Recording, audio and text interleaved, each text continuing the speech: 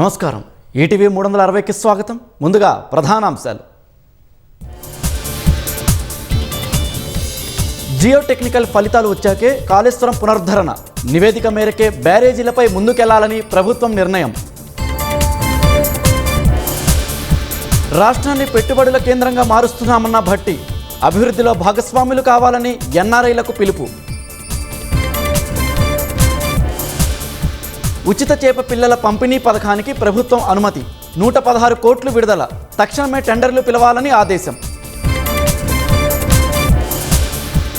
Cyber మోసాల కట్టడిలో రాష్ట్ర పోలీసుల పురోగతి, కేసుల పరిష్కారం, నగదు రికవరీలో ముందంజ. ట్రైనీ ఐపీఎస్ ఉదయ్ కృష్ణారెడ్డి కేసులో కొత్త కోణం, మరో మహిళతోనూ సన్నిహిత సంబంధం ఉన్నట్లు గుర్తింపు.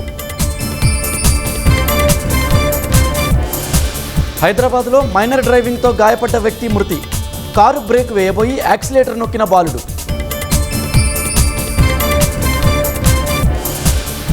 దేశవ్యాప్తంగా 158 పరీక్షల అక్రమాల కేసుల పెండింగ్, వ్యాజ్యాలు ఫాస్ట్ ట్రాక్ కోర్టులకు బదిలీకి సిబిఐ ప్రయత్నాలు.